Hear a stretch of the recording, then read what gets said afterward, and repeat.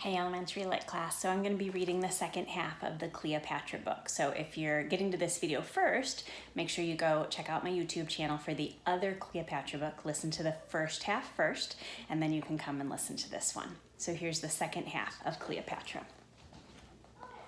Cleopatra's union with Mark Antony, as with Caesar before him, was no different from the marriages of other great rulers throughout history. It was as much a matter of politics as it was of love. Cleopatra had the wealth of Antony needed to establish himself in the supreme position in Rome. In return, he could give her land and protect her from Roman invasion.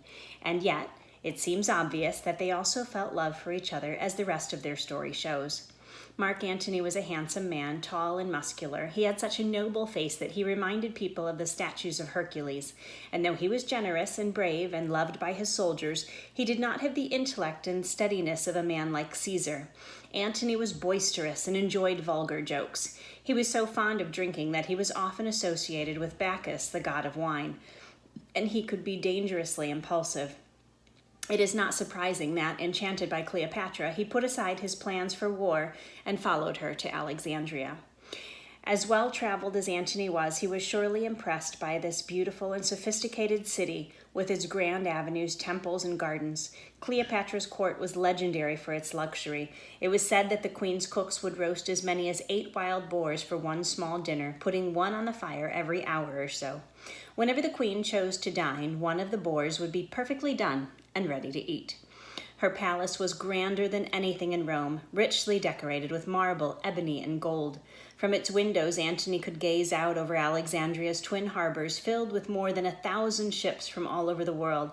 Towering above the tall-masted ships stood the famous Pharos lighthouse, whose fire, magnified by mirrors, sent a beacon 35 miles out to sea. And beyond the harbor stretched the turquoise waters of the Mediterranean Sea, dazzling in the bright sunlight.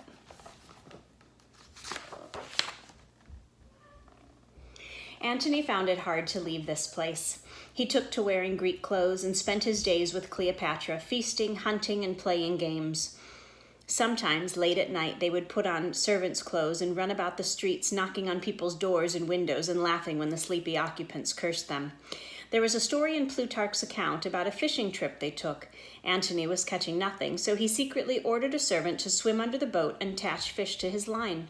The queen soon discovered his game, and the following day she played a trick of her own. She, too, sent a servant under the boat with a fish for Antony to catch. To the delight of all, he brought up a dried and salted fish. After much laughter, she advised him affectionately to abandon fishing, as his sport was to hunt cities and kingdoms and continents. Together, she and Antony could finish what she and Caesar had begun.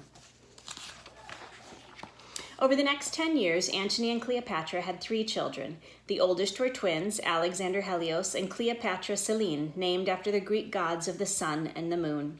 The youngest was Ptolemy Philadelphus. Antony made a political marriage with Octavian's sister, Octavia, and yet he considered his marriage to Cleopatra to be the real one. For the rest of their lives, they would strive together for their great ambition, sharing the excitement, the danger, and the ultimate defeat.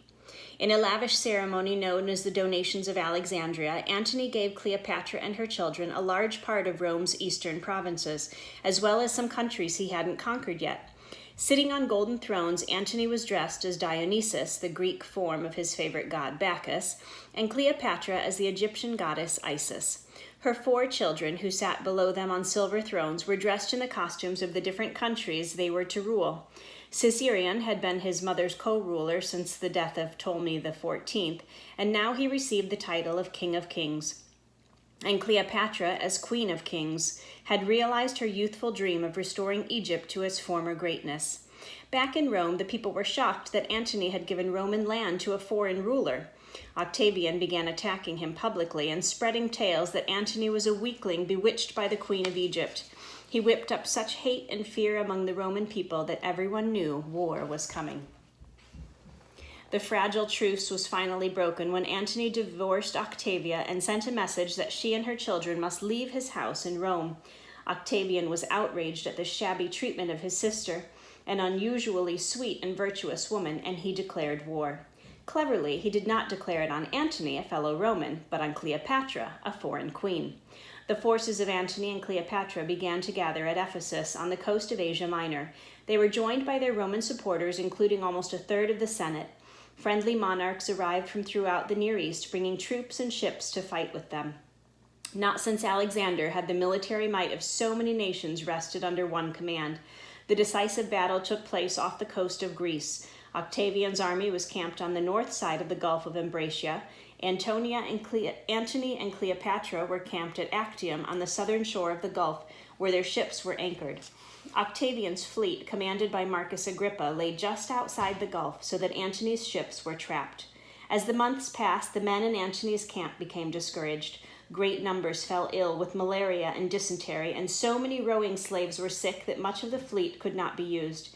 The officers resented Cleopatra so much that some of them deserted to Octavian. Antony had to do something, either try to break the blockade of his ships or abandon them and retreat, hoping to win a land battle later on. Antony was more experienced in land warfare than he was on the sea, but Cleopatra wanted to save her fleet and argued strongly for a sea battle. Antony finally agreed. He began preparing for battle. He ordered towers to be erected on the ships, fore and aft, and from which his soldiers could fire arrows, rocks, and flaming objects at the enemy. 20,000 of his best soldiers came aboard. Though a commander would not normally carry treasure into battle, Cleopatra's gold, silver, and jewels were brought aboard her ships along with her baggage. Equally unusual, Antony ordered sails to be loaded on the ships. Sails, which were heavy, were used only for long voyages, not for a battle offshore, where the ships would be maneuvered by oars. This may be a clue to the great mystery of why the Battle of Actium ended in such a surprising way. Shortly after noon on September 2nd, 31 BC, Antony's fleet lined up and rowed out of the harbor. In the rear were 60 of the best Egyptian ships, which Cleopatra commanded. Once out of the channel, they fanned out to face Octavian's ships, and the Battle of Actium began. Plutarch claims that long before it was clear who was going to win, Cleopatra's ships raised their sails and headed out into the open sea toward Egypt. Was she abandoning Antony and fleeing for her life? The Romans, who despised her, believed so.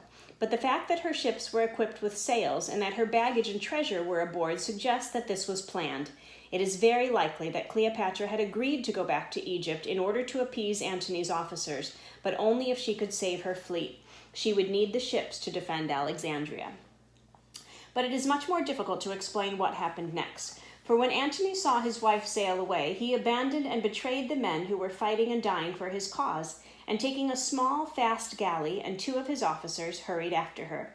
Antony's fleet, overwhelmed and demoralized, surrendered to Octavian. The army soon did the same.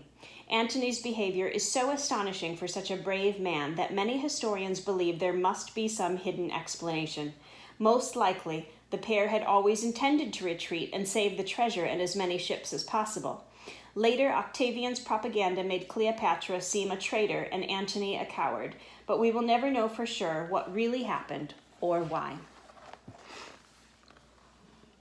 The great empire Cleopatra had so recently acquired was gone. Even Egypt would not be hers for long, for Octavian was sure to come after them and take that too. Although Cleopatra knew she had no hope of keeping her throne, perhaps Caesarion, now 17, might be permitted to rule. 3 times she wrote to Octavian, pleading her son's case. Octavian did not reply. If that didn't work, she had another idea. She would escape with her army, her ships, and her vast treasure to some friendly Asian land, there to rebuild her strength and perhaps someday win back her empire. She ordered her ships to be lifted out of the sea and hauled on rollers over several miles of desert from the Mediterranean Sea to the Red Sea. There they would be safe from Octavian and be in a position to escape. But this bold plan was abandoned before the whole fleet could be moved, for the Arabians of Nabatea, hoping to win Octavian's favor, set the ships afire. Antony did not have Cleopatra's amazing powers of recuperation. While she was trying to find a way out of their awful situation, he fell into a state of depression and despair. He even went so far as to have a little hut built for himself, and for a time he lived there alone, sunk in bitterness and self-pity. As Octavian's armies converged on Egypt from the east and the west, Cleopatra began to make more desperate plans. She had prepared a grand tomb for herself, next to that of Alexander the Great. She gathered her gold, silver, and jewels and hid them inside. Then she began investigating various poisons, seeking one that would act quickly and painlessly.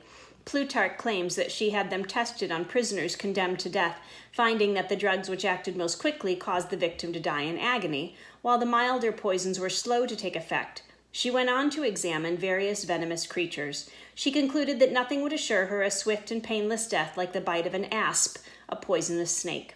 With Octavian's army just outside the city, Antony pulled himself together and prepared to defend Alexandria. There is a legend that the night before the battle, the sounds of singing and dancing were heard in the darkened streets, as if a parade of revelers were passing by on its way out the eastern gate. People said it was the god Bacchus deserting Antony. The following day, what remained of the Egyptian fleet took the god's example and defected to Octavian. The army was quickly defeated, and Antony fled back to the palace. When Antony returned, he could not find Cleopatra. Already frantic and distraught, he then got word that she was dead. With nothing left to live for, he threw himself on his sword. Poor Antony was not even successful at this. Though wounded and in pain, he still lived. As he lay suffering, a messenger came to him bearing the heartbreaking truth. The first message had been false. Cleopatra was alive, barricaded in her tomb, and she begged him to come to her. 2 slaves carried the bleeding Antony to Cleopatra's tomb. Since the doors were sealed, the queen let down ropes from a window on the 2nd floor. With much difficulty, she and her servants brought him inside and carried him to a bed. Cleopatra was beside herself with grief. Plutarch says that even as he was dying, Antony tried to comfort her. He begged her not to pity him, for he had achieved glory and fame. His was an honorable death, conquered as he was by a fellow Roman. And so Antony found peace in death, but Cleopatra's trials were not quite over. Some time later, one of Octavian's men came to the door to speak with the queen, trying to persuade her to come out. While she was distracted by this conversation, Octavian's men brought a ladder around to the very window through which Antony had been carried. Once inside, they rushed down the stairs and took her captive. Octavian allowed Cleopatra to give Antony a lavish funeral, as befitted a king. Then he ordered her to make ready for a voyage to Rome. She knew what would happen to her there. Cleopatra would be the highlight of Octavian's triumphal parade. She would be led in chains through the streets of Rome, where the crowd would mock and curse her. Before she was to leave, Octavian allowed her to visit Antony's tomb one last time. Plutarch says she wept bitterly and begged the gods to save her from the terrible shame that faced her. She wished only to join Antony in death. Then, laying a garland of flowers on his grave, she returned to her rooms. There she bathed and dressed with care, and reclining on her golden couch, enjoyed a sumptuous meal. It was to be her last. A peasant arrived with a basket of figs for the queen. The guards commented agreeably on how large and fine the figs were. The man laughed and offered them some, but they declined, so he took them in to Cleopatra.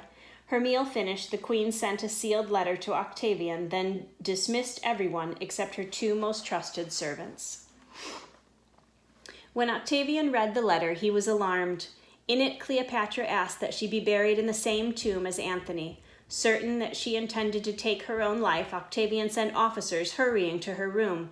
There they found her, beautifully laid out in her royal robes. She was already dead.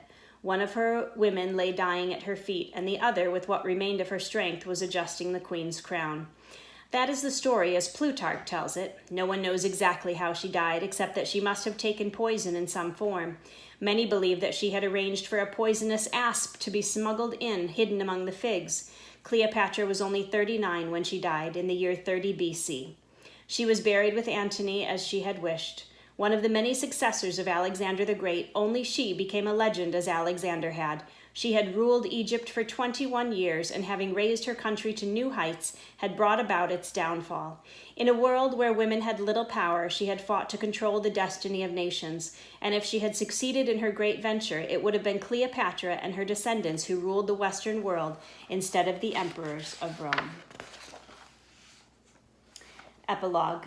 Egypt became a part of the Roman Empire. Octavian, under the new name of Augustus Caesar, became the first emperor of Rome, bringing the republic to an end. He ruled with wisdom and prudence and lived to be an old man. After his death, the Romans made him a god. It was rumored that he was poisoned by his wife. Caesarion, who had been sent to India for safety by his mother, never got there. He was betrayed by his tutor and fell into Octavian's hands. Octavian had been advised that it is bad to have too many Caesars, and so he ordered the young man put to death. Cleopatra Selene was made to walk in Octavian's triumph, then lived in Rome with the amazingly generous Octavia. When Selene grew up, she was married to King Juba II of Numidia, a great scholar and historian. Juba wrote a history of Rome, which has since been lost, but was probably one of the sources Plutarch used to write about Cleopatra. The fate of Alexander Helios and little Ptolemy Philadelphus is not clear. Though they too probably were displayed in Octavian's triumph, most sources claim their lives were spared because of their youth. No one knows what became of the tombs of Antony, Cleopatra, or Alexander the Great. The Pharos lighthouse stood for over 1,000 more years and survived 2 earthquakes before crumbling into the sea. Of ancient Alexandria, almost nothing remains. The end.